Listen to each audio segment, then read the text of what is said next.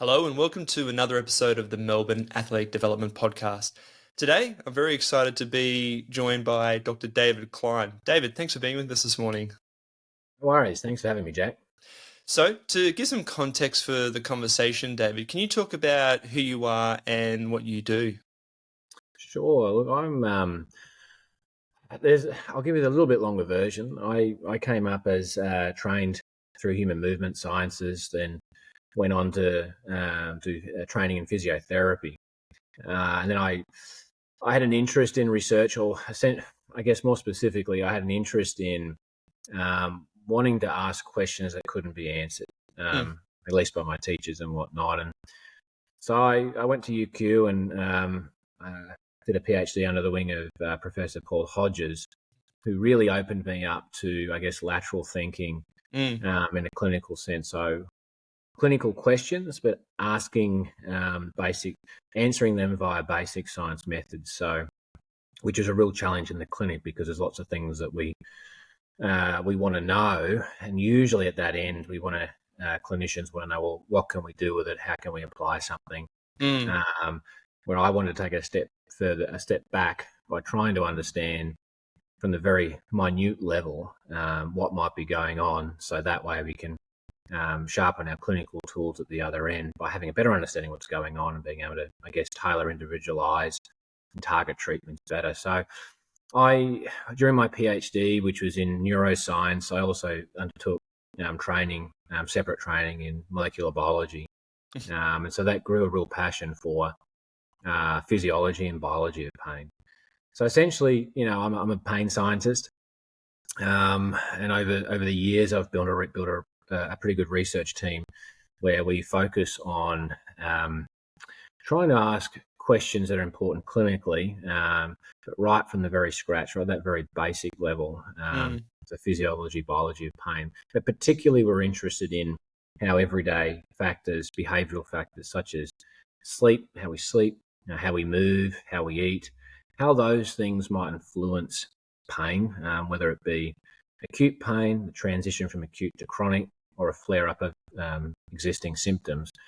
But trying to understand how those things influence the biology of pain, and then how we might be able to target those factors in the clinic. So my team is about 10 strong, and we originally worked as part of a centre called the Centre for Clinical Research Excellence in Spinal Pain Injury and Health. That no longer exists now.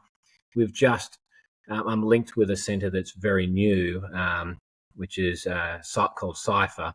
It's actually called the Centre for Innovation in Pain and Health Research. I think that's right. But it's all exciting at UQ because this new centre, going a little bit off target, encompasses anyone really at UQ who's associated, or their research associates with pain. So it means that we have a very, very broad network of connections across, right from that very clinical end to the very, very basic end, to try and help answer questions around pain rather than being fragmented. In the past, and a lot of centres around that deal with pain, all these little groups that don't interact with one another. So hopefully that's going to improve things. So that's me. I'm a pain scientist, small team working within that centre. Now, and I think that's reflective too of some of the research you've done, and like looking at, say, Paul Hodges' research and the different directions it's taken as well. And it's always good to sometimes talk to your neighbours to see what they're doing and how that may actually be relevant to the research you're doing as well. There's a few things I wanted to touch on though there. One of the first things you mentioned was how going through your PhD really helped you to think more laterally.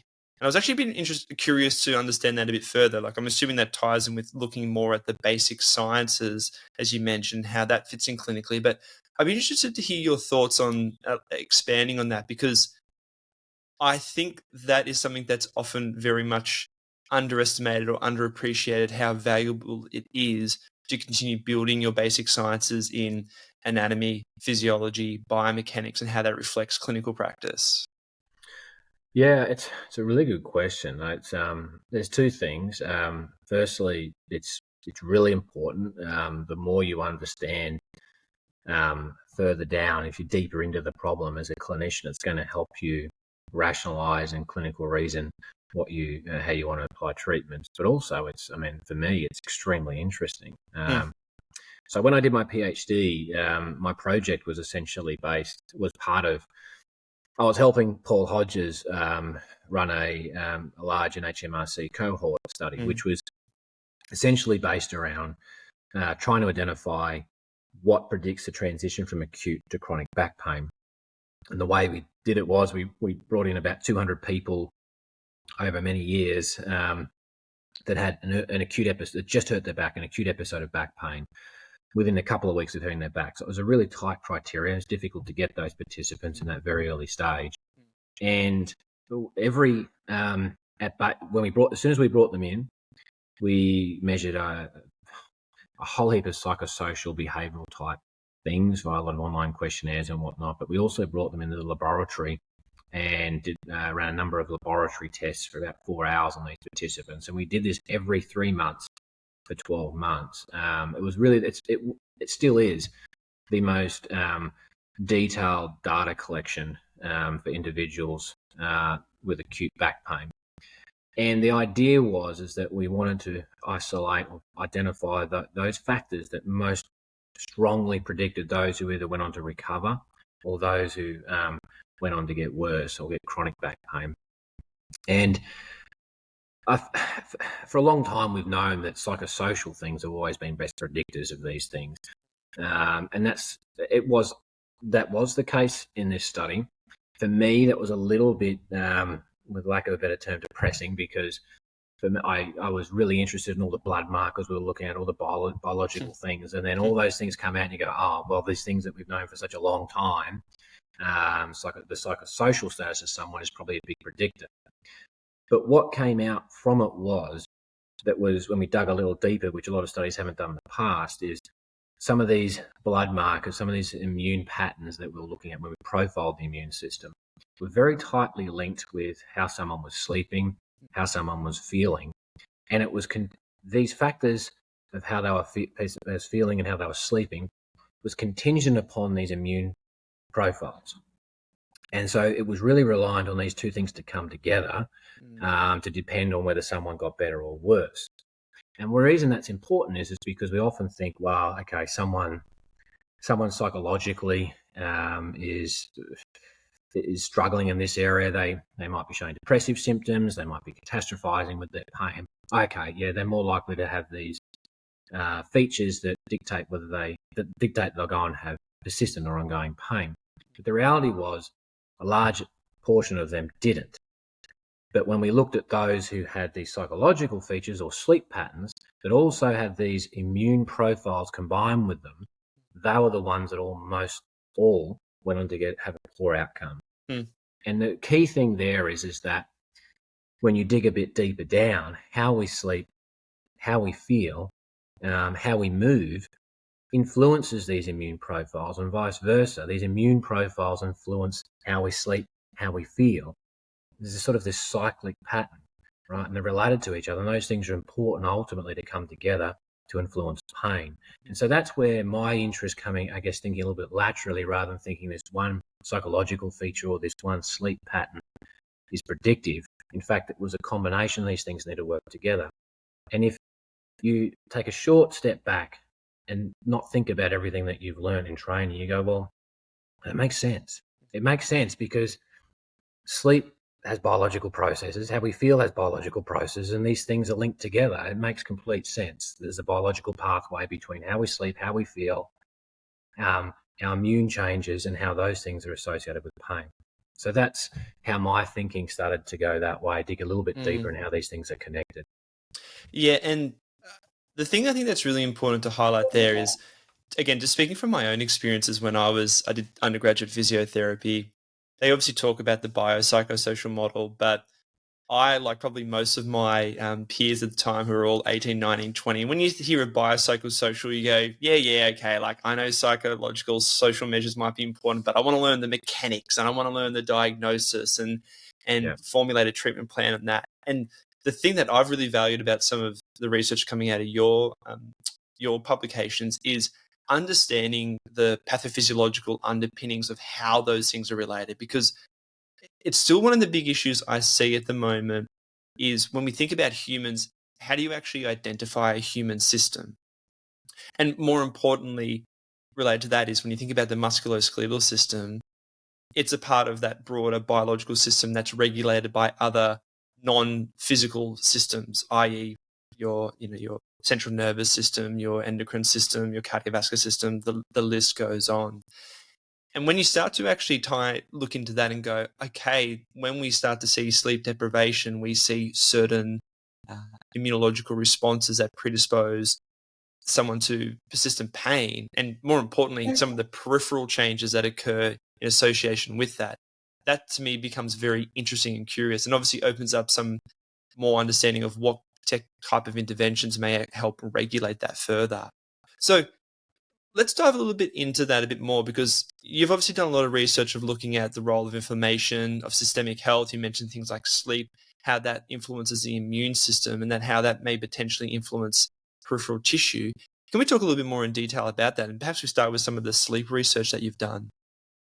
Yeah, sure. Look, well, our first real indication of the relationship between sleep and pain came from that cohort study during my PhD, where we identified that poor sleep was a predictor of poor outcome. Better sleep was a predictor of good outcome. But it was really strong, that relationship, when it was tied together with certain immune profiles.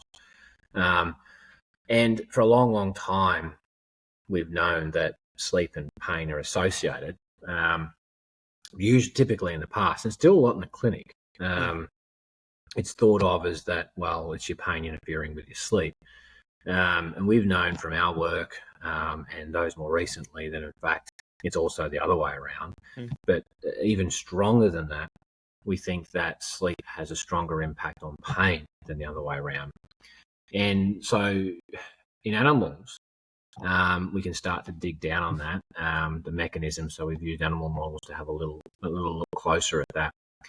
And we had to, because the reality is, when we've identified these things in cohort studies, which ours is not the only cohort study. This has been identified many times over, sleep being related to poor outcome with respect to pain.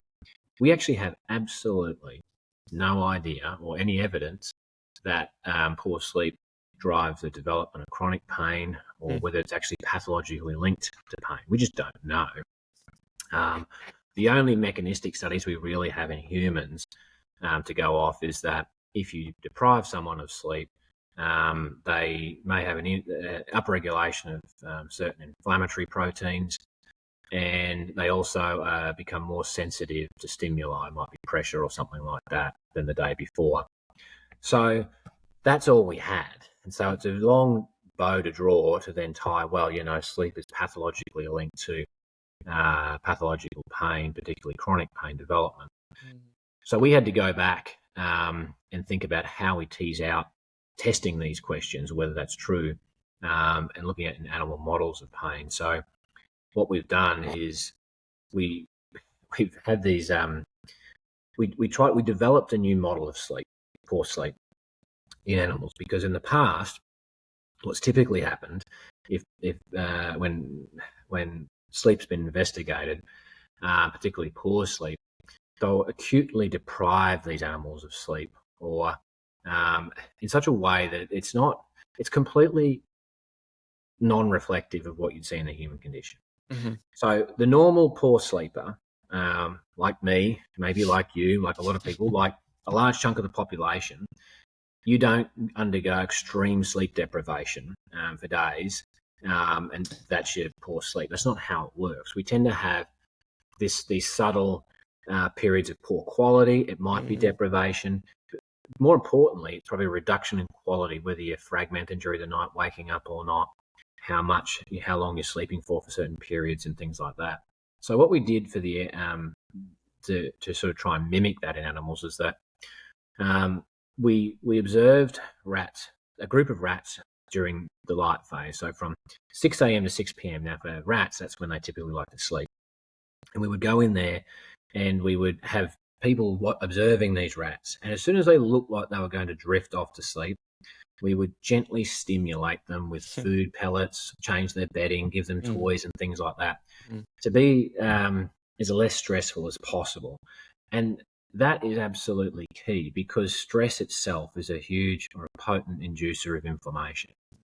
And so these studies that have looked at animals that have tried to deprive them of sleep in the past. And the way they do that, by the way, is, they might electric shock, or they might put them on top of a tiny little surface area, like a little plate. And as soon as they fall off, they fall into water. These sorts of things are extremely stressful. Yes. And the immune response that you get is enormous, but it's probably not because of the sleep, lack of sleep. It's because of this stress response. And so tying that together and trying to understand the relationship between sleep and pain in that context is flawed. So we would do this throughout the day. And what we do is we do that over a period of time. We do it on random days of the week so they didn't adapt, and it wouldn't be all the time. Rats are pretty smart. They would start to learn to sleep a little bit more during dark phase if we did it every day. So this was really the first study that looked at ongoing reductions in quality of sleep. And we would take blood samples from their tail and we'd measure a whole suite of behavioural measures that would give us an indication that the animal might be in pain or whether it's getting worse. And we did this after an injury. So the injury we gave to the animals was it was an operant type of injury, which means that we didn't go in there and cut something or tie something. It was completely natural in the sense that we trained the rats to pull on a lever at a set force. And when it was reached a set force, it would release a food pellet. And so they were rewarded. And they'd learn to pull at a certain high force really repetitively over a period of time. And very quickly, they developed this acute onset repetitive strain injury type symptoms, showing lots of signs of pain. And this operant model was developed by Professor Mary Barr who I worked with during my PhD, but also during my Fulbright fellowship in the United States.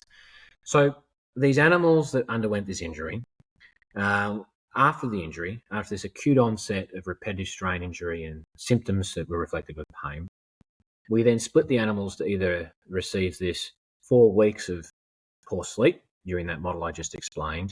We had another group of animals that were exposed to having access to a running wheel. And they were given access to this running wheel during the dark phase when they're active. And so it was, again, non-stressful because they voluntarily used the treadmill to run and exercise when they wanted to. And they all run, by the way. Rats love running. And we were clocking up 4 or 5 kilometres a night that they were running. It's ridiculous. And then there was a third group of rats that were exposed to both. So they were exposed to poor sleep during the day, and then they were given access to a running wheel during the night, so they wanted to run. Took these blood samples periodically and these behavioural measures periodically. From that work, we recently published a paper that really is the first evidence to suggest that poor sleep, at least in an animal model, may in fact drive the development from acute to persistent pain. What we showed is that as after injury, you'd expect to see this normal increase in immune proteins associated with inflammation. We saw the classic signs of inflammation after injury. Now, those that continue to experience poor sleep, essentially a number of key markers either persisted or increased over time. These very tightly were linked with these behavioural pain measures that we were taking, so looking at pressure sensitivity, not just locally at the site, but also at distant sites. And these became more severe over time. Now, the key and the really interesting thing is that the animals that exercised went the other way, right? They had a massive reduction in these immune markers, reduction in pain behaviours. But the animals that exercised, as well as were sleep deprived, also followed the same trajectory as the exercise-only animals, so these immune markers and sleep, which gave us a real indication that, in fact, exercise might be offsetting the impact of poor sleep on the immune system and ultimately protecting against the development of chronic pain. And that's probably not surprising because bringing in exercise or movement, exercise, so it increases in it, particularly moderate exercise, has a very positive impact on the immune system in that it over time decreases baseline levels of inflammation. And it does that via a very similar pathway to sleep, poor sleep, but in the opposite way. So poor sleep will increase those baseline levels of inflammation. And so for us, that was fascinating because it gives us an idea that perhaps for those who sleep poorly, exercise could in fact be used to offset the effects of poor sleep if sleep in those participants is difficult to modify. I'll take one step further and say what we're looking at now is whether we're looking at the brains of these animals and the central nervous system to see whether some of these immune markers are also within the central nervous system, in the spine, particularly the brain. And so we're basically ticking off the final things that give us an idea causally how these changes in potential systemic inflammation might be modifying the nervous system to influence or drive the development of chronic pain.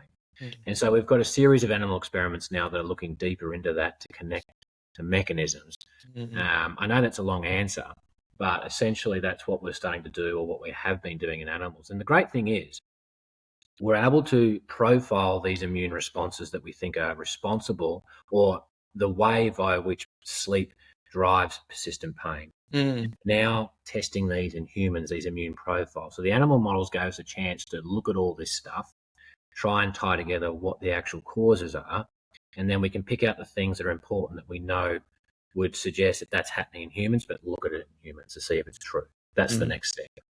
You know, the thing I think of with those results is people I know who, particularly who are triathletes or run marathons or do Ironmans, who get up at 4 a.m. every morning to exercise 3 hours before they go to work. And I was thinking, how do you manage with all this sleep deprivation? But perhaps one of the key mechanisms is the fact that exercise is offsetting a lot of the negative issues associated with sleep deprivation. Potentially. Yeah. The other thing I found interesting from that study was looking at some of the specific markers too related to things like brain-derived neurotrophic factor. And the reason why I thought that was interesting because BDNF for short is associated with an increase in neuroplasticity, correct? Correct. And I think most people associate, well, if you're increasing neuroplasticity, that must be a good thing. But then, of course, if you have that in the presence of pain or nociceptive input, then that may lead to some of the central changes associated with chronic pain. Am I interpreting that correctly? No, you're right, and it's difficult. I mean, I think so. The way you ask that question is really important from a clinical perspective, because most people outside of the clinic would think that inflammation's bad. Yes, inflammation's a normal, adaptive, healthy response. It's only when it goes wrong, and that applies to most things in biology. So, brain-derived neurotrophic factor is a growth factor. It's one of a few growth factors. Probably the most important one within the human body for driving changes, growth within the nervous system. So it's involved in stimulating, the development of new connections and that sort of thing within the nervous system. A whole host of things that are basically in developing and advancing, growing the nervous system. And now that's obviously really, really, really important. And the unfortunate thing in biology from a clinical perspective is that it's never simple. It's not that, something goes up, that's bad, or something goes down, that's bad, or that's good. It's a really, really delicate balance. Now, when the same can be said for certain inflammatory markers and cytokines, where in the context of certain chemical environments, things like interleukin-4 can be pro or anti-inflammatory from what I understand, or I can't remember if it was that one specifically, but I know some of them can have a different physiological response based on, say, the biochemical milieu, so to speak.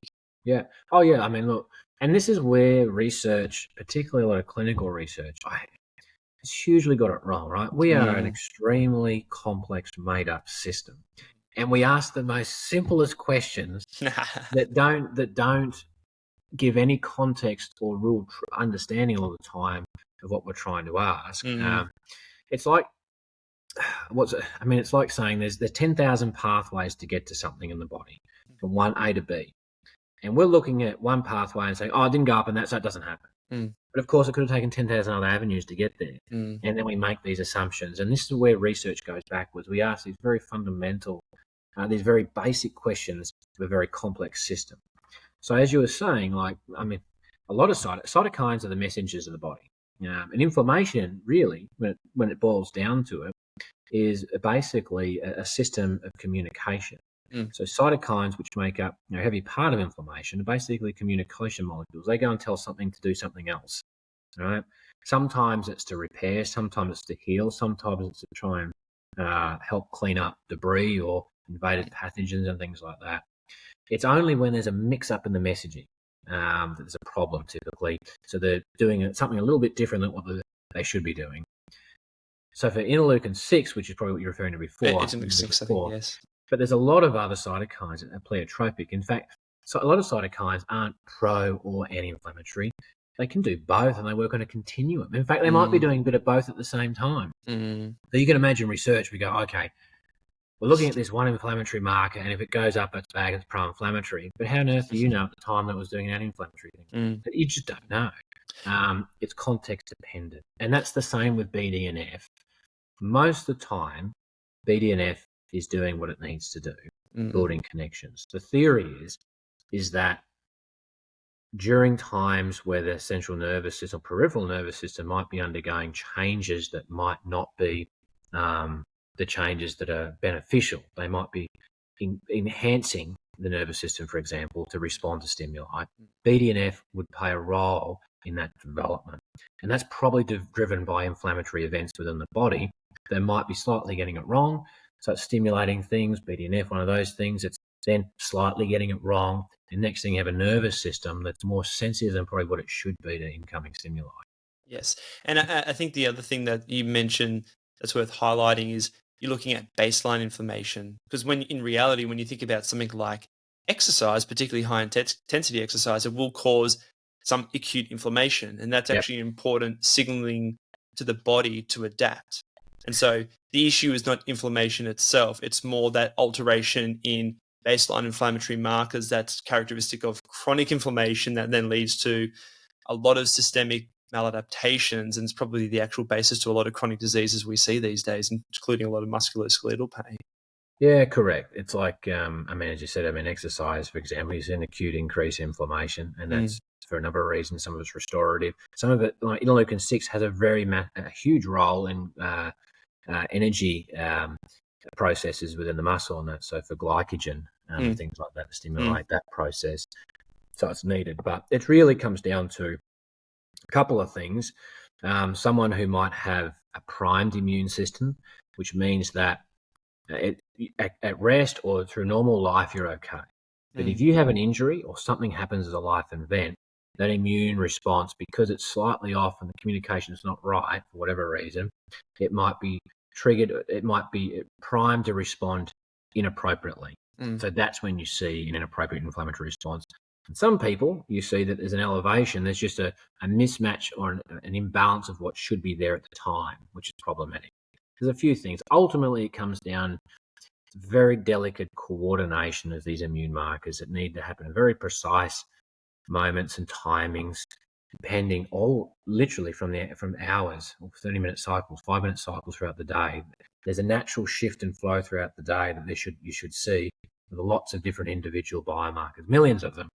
And when they're slightly off, which sleep can have an impact on, it shifts that circadian pattern or timing of them. That's when problems can arise, for example.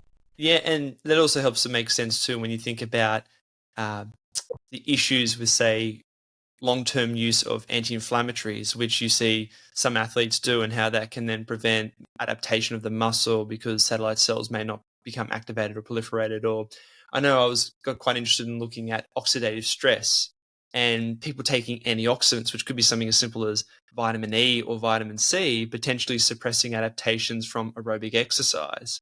And so we have to be careful about then too with things that we put in our body, because that can also then disrupt this very delicate balance of the inflammatory responses that we have to different types of stimulus. Yeah, it's a really good question clinically.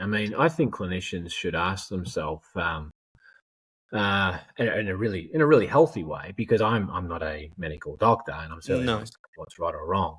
But we should ask ourselves, should you be suppressing some of these things when that's what it's there to do after you injure yourself, or whatever it might be? NZs are something that I go to a lot of the time. Some of the things you're talking about, a lot of the time these are adaptive processes. And hey, we haven't solved pain yet. We've been looking at pain for hundreds of years. We've got how much closer have we got to preventing the development of chronic pain in humans over the last 100, 200 years? Well, it's a cough under your thing. Well, we've really done next to very, very, very little.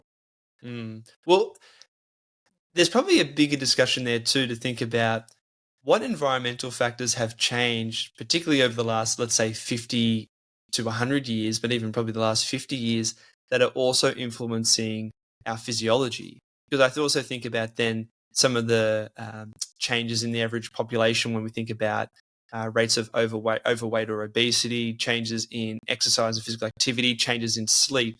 And I mean, as you've just highlighted with sleep, these are things that I think people probably underestimate of how relevant that is to the development of musculoskeletal pain conditions, or even just the actual recovery from acute musculoskeletal injuries themselves, let alone chronic pain. So, while the problem is complex and there's many things involved, many different things involved, I think sometimes we've tried to think about the problem in an overly complicated way, and rather perhaps it's just simple things that there's two things, simple things that we overlook, and simple things that as human beings, it's just we don't want to have to do. We want to look for that magic pill. What I can, from my research, and at least in the area that I work in, some of the things that keep coming through with these typical behavioral things are, sure, inactivity. So inactivity and low sleep. I mean, let's be honest. If ever there's been a time in society where inactivity, overweight, and poor sleep is at high rates, it's right now, and it's getting worse. Those two things are enormous, and I guess tied with that, although this is not my strong area of research, but I would suspect that stress, anxiety, depression, and those things are at extremely high levels as well when you look back over the last 50, 100 years. Yes. And what I will say with overweight is that that's not just tied with inactivity, it's also tied with poor diet. All these things, when it all comes down to it, are tightly linked with inflammation in our immune system. People, I keep trying to get the message out there that these things aren't something that are just in the air and they might influence something. Ultimately, they have a big impact on your immune system, your immune response to anything. And if that's the case, we should be taking, I guess, thinking about it more seriously, because ultimately those are things that are driving our immune system, our immune changes that are linked to not just pain, but a whole health health problems. And ultimately, I always say inflammation is the bane of everything. And there's several key drivers of inflammation. And the bonus is that they're almost extremely modifiable. As human beings, we don't like to say, well, lose weight, be more active, sleep better, push it to the side and wait for that magic pill. And I'm sorry, the magic pill isn't coming. No, well, and there is something to be said about that, where unfortunately the pharmaceutical industry is big for a reason, because people do prefer, the passive process of taking some exogenous substance to help them, whether it be pain or something else. But the other thing I find interesting though too is there's been actually a lot of people who've tried to replicate the effects of exercise through some type of pharmaceutical as well, but none have ever actually been successful at doing it, because the reality is the complexity of exercise and the stress that it applies to multiple systems is obviously very hard to replicate with a pill, because as you're talking about before, when you're thinking about molecular pathways, with exercise, they look to see if it, depending on whether it's aerobic or an anaerobic, maybe we need to increase mTOR, or maybe we need to increase the aerobic pathway. Let's take a pill to be able to upregulate that system, but you don't see the same response. And so I think that's the thing I actually really value about some of the work that your team has done, is actually highlighting, look, let's not go away from the simple things.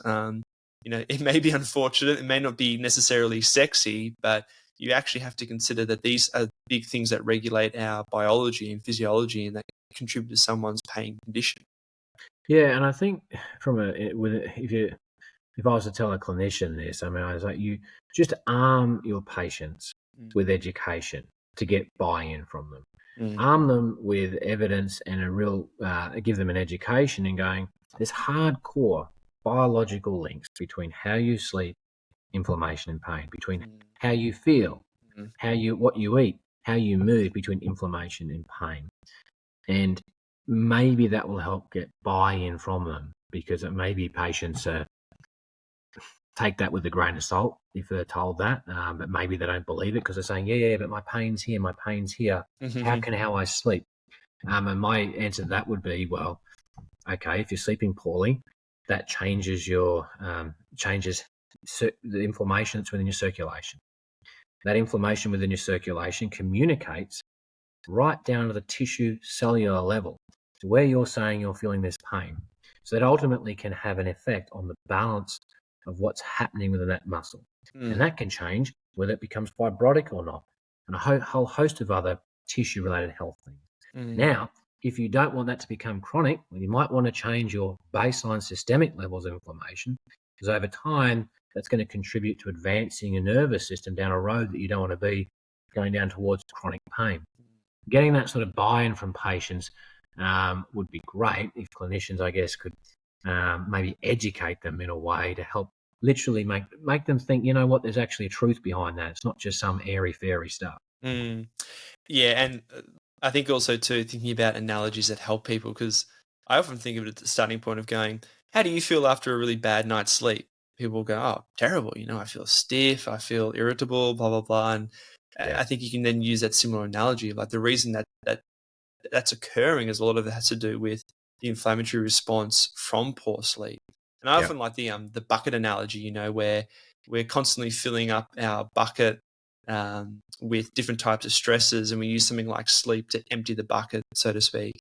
And obviously, the less that you sleep to empty the bucket, the more likely you're going to get to that point where it overfills, and then you start to get tissue damage and degradation that can be associated with pain. Yeah. Can we actually talk a little bit more about that? Because the other thing that I've been really interested of some of the research that's coming from you and some of your colleagues at UQ is thinking about how chronic inflammation alters peripheral tissue environment. And I know you published an article some years back, and it was more of a talking about I can't think of the process, like trying to actually explain the relationship between things like systemic inflammation, local inflammation, sleep, psychological stresses, and how that influences the tissue quality. Yeah.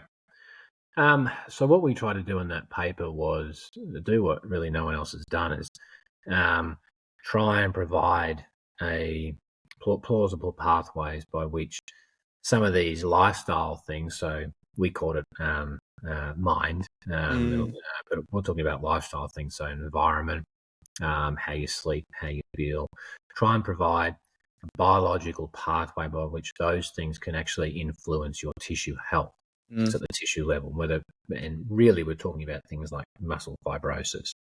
So how on earth can fibrosis at the end in one of your muscles at the end of your phalangeal be affected by how you sleep? And that's the connection we were trying to make in that paper. And a lot of it comes out of animal research, so a lot of it's not tested in humans. So we draw our understanding from animal research, and then we try and link it to human studies to see whether similar patterns have occurred that we've identified that might suggest that's also happening in humans. So really, the difficult bit is not that how these things like sleep, diet, exercise, how they influence systemic inflammation. We know they influence systemic inflammation quite heavily. The link is, how does systemic inflammation influence local inflammation? So if we think of systemic inflammation, a lot of the time it refers to circulating levels, so within your blood. And that's the most immediate response that you will see of inflammation if you're having a bad night's sleep or you're exercising, because it runs quickly within circulation. It might be stimulated from the brain, it might be stimulated from muscles, it might be stimulated from fat cells, a whole heap of things, but ultimately we pick it up quickly in circulation. There are a couple of pathways which are very plausible by which this systemic inflammation can impact local inflammation. It's technical and it's complicated, but effectively there's a number of proteins that we think, from the very basic science that we've done in petri dishes. So that's kind of how we have to test these things, right? Because in biology, even in a local environment, you can imagine there's billions of things going on. So we have to pull apart what we think, how what might be happening outside of the local tissues in the systemic environment might communicate back and forth to the local environment. And we can do that in petri dishes. Some of my colleagues have done things like that, and it's very, very mechanistic research where we test very slight combinations of different receptors and proteins to see how they might interact locally from outside that local environment. And there are some things that certainly have an impact, and we've only looked at a few. When I say we, my colleagues, some of these proteins, cells are involved as well, but some of these proteins and chemicals communicate systemically to these local tissues in such a way that they're ultimately communicating and altering that inflammatory environment. And that inflammatory environment, and I come back to inflammation because inflammation, don't think is a bad or a good thing. It's how things communicate. So this makes sense.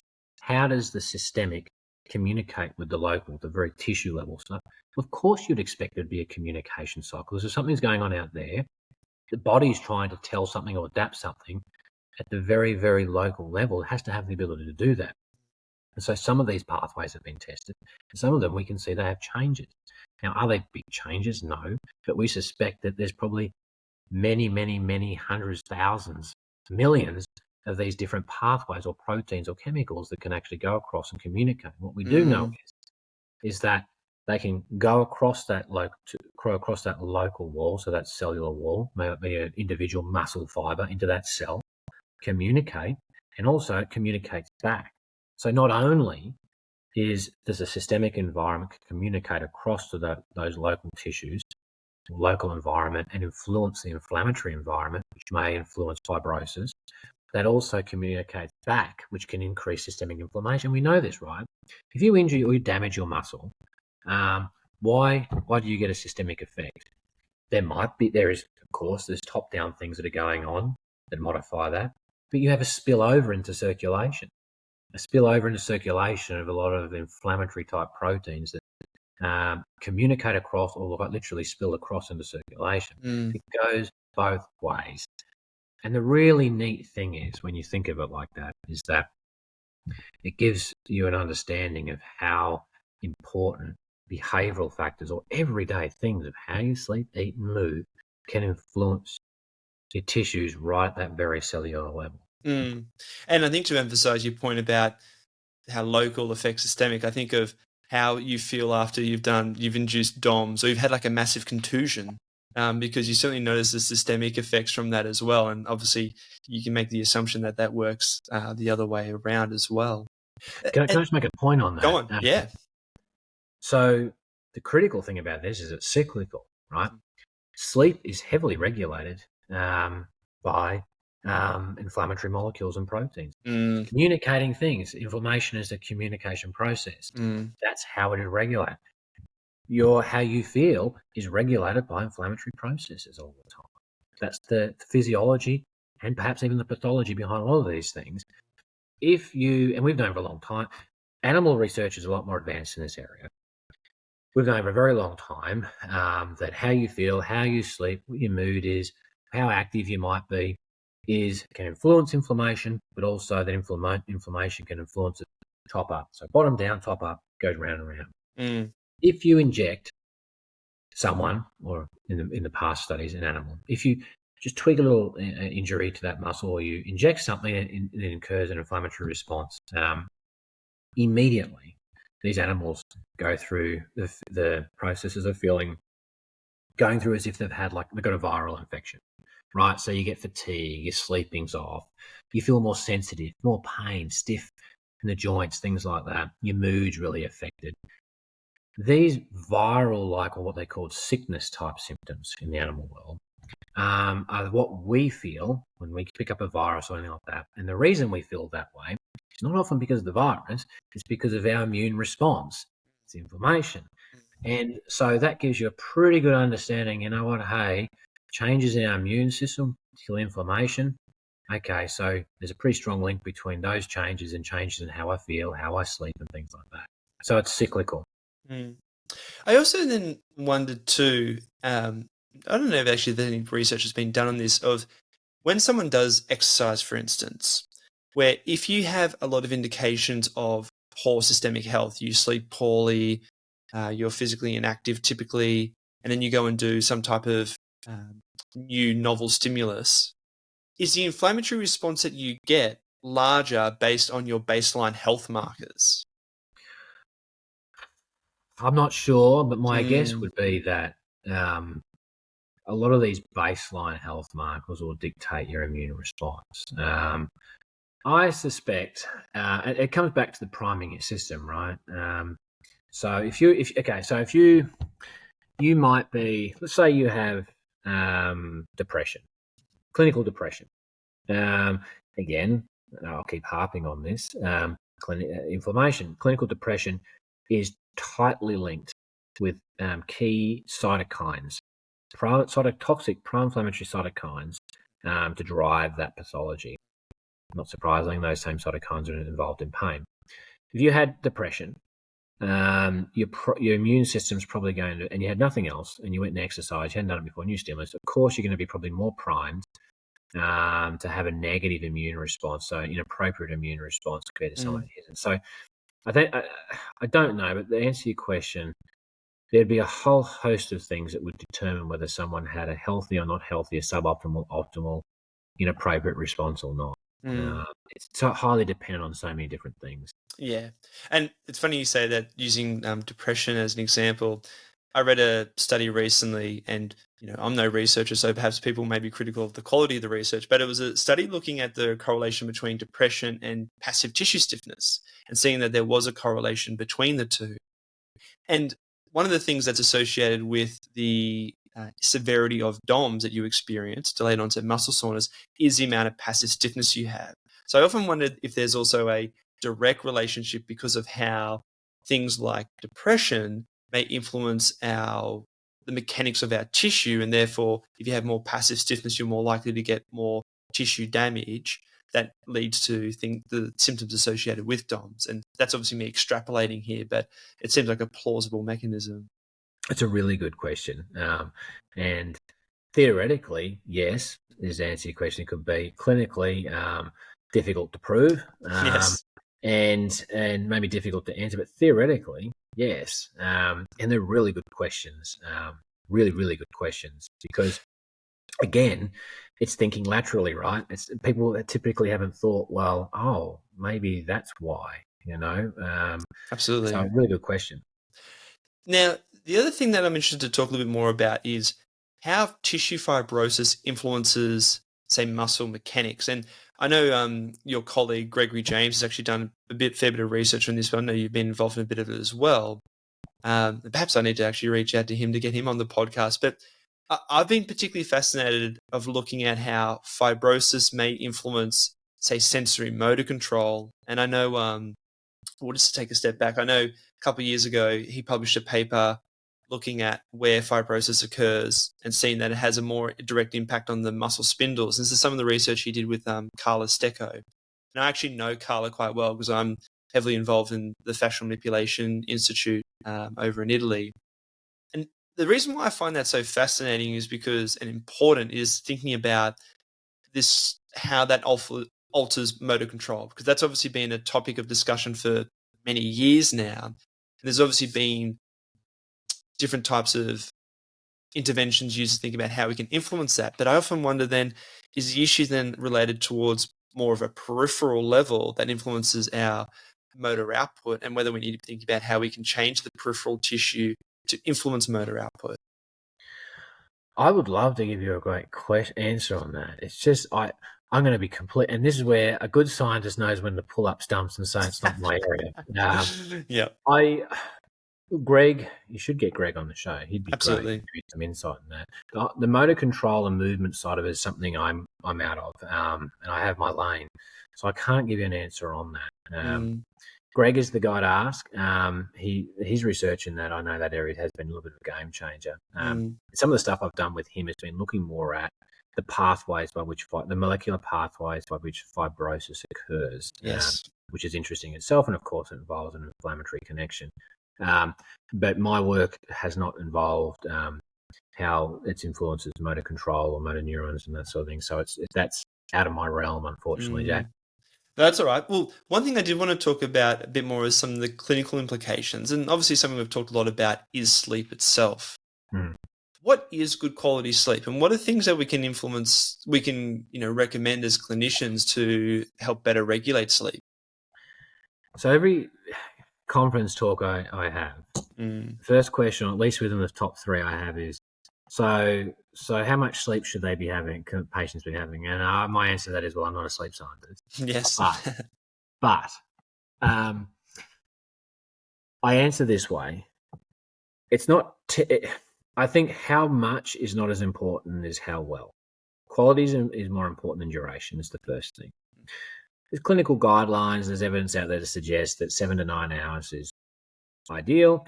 And it's a U shape, right? So if you're sleeping less, it's bad. You reach a point, that Goldilocks area of 7 to 9 hours, which is considered good. And beyond that, it's bad as well. Yes. So that's a duration thing. But the problem is with duration,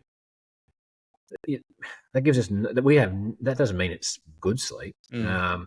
And clinically, what we're digging down to with our research now is trying to identify what aspects of sleep are important.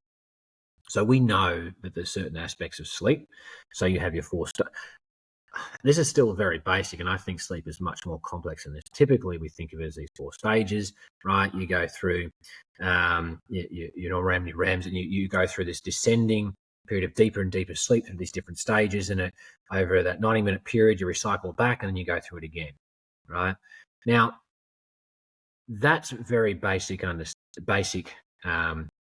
We as humans like to make things simple because it helps us understand things. Sure. I think, and a lot of other people think, that sleep is much more complicated than that, and there's these very complex patterns that occur throughout the night rather than these simple, nice little stages we go through. But it gives us an idea of essentially what types of brain patterns are occurring, frequencies and patterns, activity in the brain at certain stages.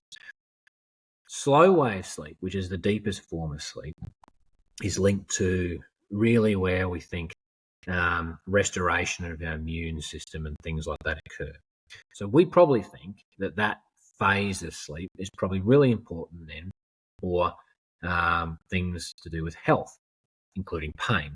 Because if you're not going through that phase properly, you might not be getting the restorative processes involved for the immune system that you would need for each day. Now, when you come back to quality then, quality might be thinking, well, if you're having fragmented sleep, you have a disorder like apnea, and that you're not actually going into those. Some people don't even go into that deep sleep because they keep cutting off and they go back all the time. They wake up fragmented or whatnot. And so I always say, from the most simplest context, if a clinician asks me, I say, okay, there's 7 to 9 hours, which is great, but quality is more important than quantity. You would expect that someone's better to have a very short 4-hour window of sleep rather than 8 hours of on-off sleep. That's worse. And we think that getting those stages, those 90-minute cycles are key. And that does come back to things we've known for a long time, right? If you're going to have a cycle, try and sleep for an hour and a half or something like that, because you're going to go through those phases.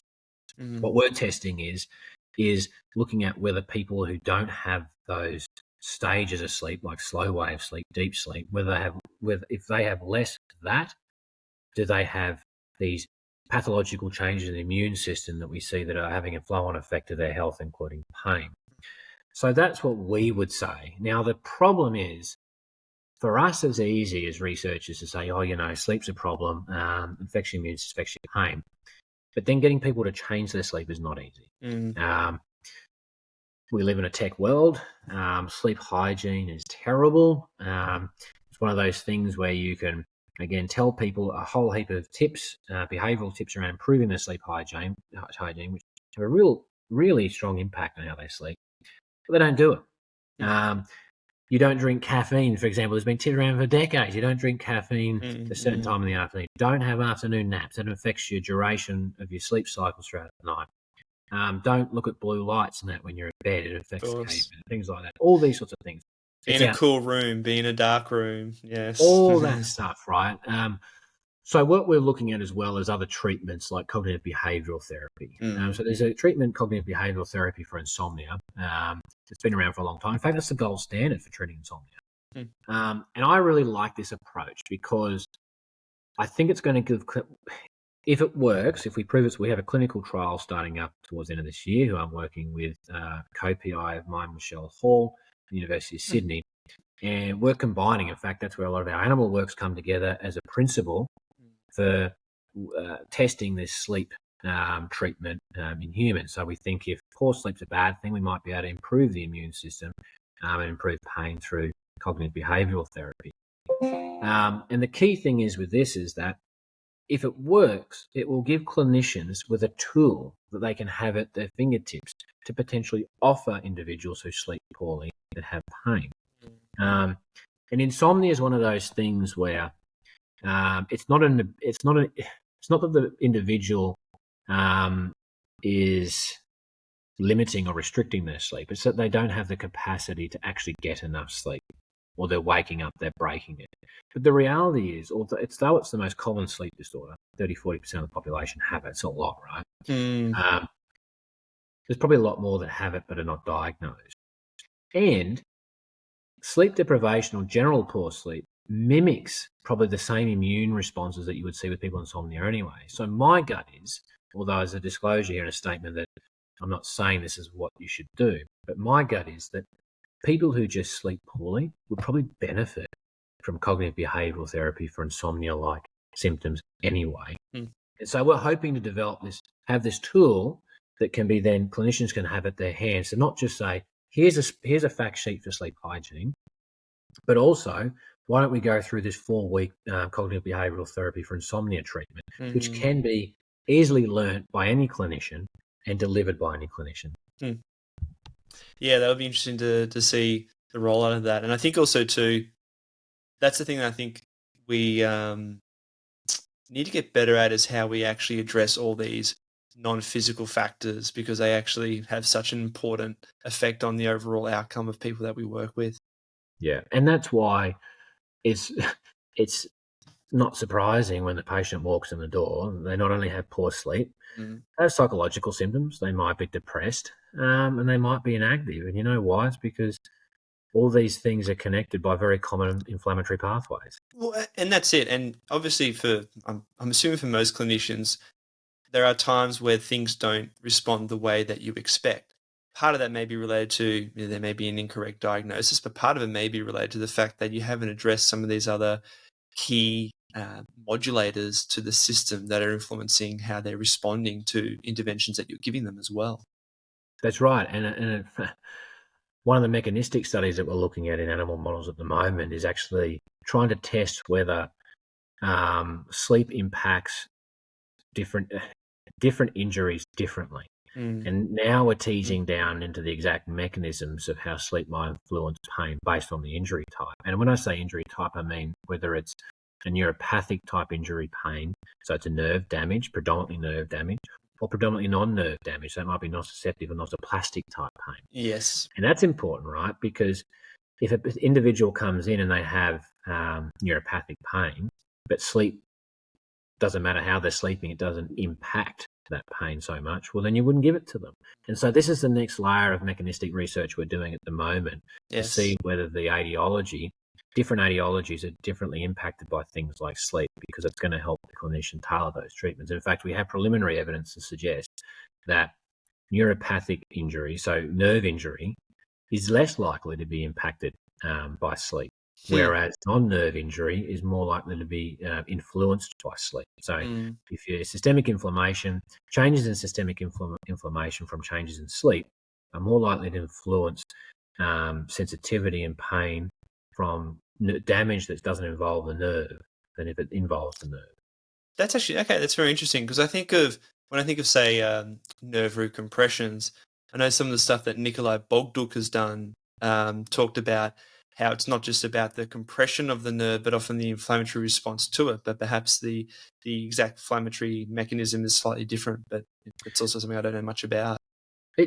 So with nerve damage, so neuroinflammation, so the inflammation often is you have a world, the nerve is a world of its own, and you can have its own inflammatory environment within the nerve. In a lot of cases, it can be very confined to the nerve.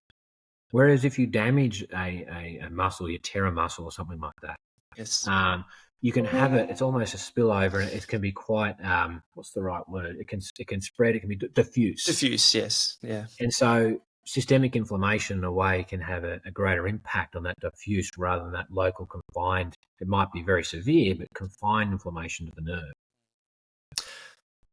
David, to finish off, it's always interesting to ask our guests about anything that they're learning outside of their professional work. I mean, I know you've got a young family yourself and you're obviously doing a lot of research, but is there anything else that you're studying, exploring, or doing outside of your professional work at the moment? Is the response meant to be academic? To be honest, more often than not, it is. I consider myself a non-traditional academic, so I'm interested in things and I ask questions about things. But I don't stay up reading books to advance my brain every night. Look, I do have a young family and I have a strong passion for the sports. So that's where a lot of my interest comes from. I've been referred to as King Richard, the dad with their kids with sport. So any particular sport you're interested in? Oh, look, I have my 3 kids are all Queensland champions in their different sports. Okay, one of them is a national champion, and another one has a chance to be national champion this weekend coming up. So yeah, great. diving, gymnastics, and martial arts. Oh yeah, great. So that's where all my interest that I have time for outside of my work is probably in their sports. Well, that keeps you busy, I'm sure. No. David, thank you very much for coming on. It's been an excellent conversation. I think conversations like this are very important because I think a lot of the time we talk a lot about the biomechanics and the tissue capacity and things like that related to musculoskeletal injuries and pain, but it's really important to talk about these non-physical factors because they actually influence any type of injury, let alone just chronic pain. So thank you very much for being on today. Thank you. And look, before I go, can I spruik a study that we're having, which is looking at exactly those things. We're looking at how everyday factors such as how you eat, move, and sleep influences day-to-day pain with people with back pain.